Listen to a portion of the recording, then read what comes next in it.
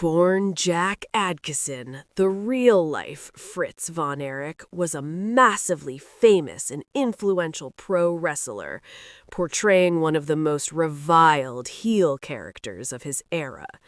The wrestling network he founded, World-Class Championship Wrestling, would go on to be one of the most watched television networks in the U.S., with his sons, also pro wrestlers, becoming household names in the 1980s.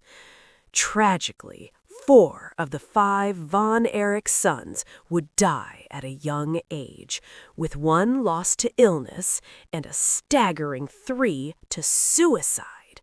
The biopic film treats Fritz as a harsh, demanding, and somewhat toxic father to his boys, with his intense pressure contributing to their worsening mental health. However, the film entirely omits one brother, perhaps most tragic of all, Chris Von Erich. Unlike his older brothers Mike, Kerry, Kevin, and David, Chris was a small, sickly young man, standing barely 5 feet tall. He had lifelong brittle bone disease, leading to frequent, agonizing fractures. And still, his father forced him to wrestle, all in a futile attempt to salvage his legacy after 2 of his sons were already dead. Chris would be the second son to die by suicide in 1991, aged 21. By omitting him entirely from the Iron Claw, the movie massively reframes just how toxic and uncaring Fritz Von Erich truly was to his sons.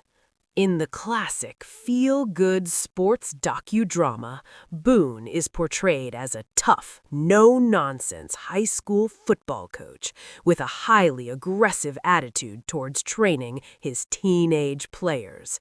Though they initially resent Boone, the movie takes pains to show how his tough love method of coaching is reshaping the ragtag team into true football players, teaching them discipline, motivation, and self-respect.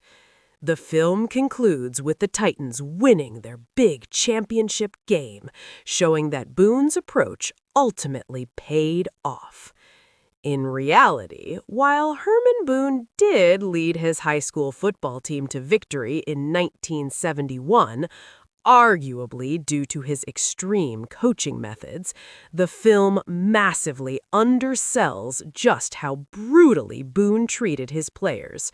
The real Herman Boone was unceremoniously fired in 1976 for physical, verbal, and emotional abuse of his players, with his 3 assistant coaches all threatening to resign unless Boone was removed. Today, the real man is remembered as a tyrant and the prime example of everything toxic and cruel in American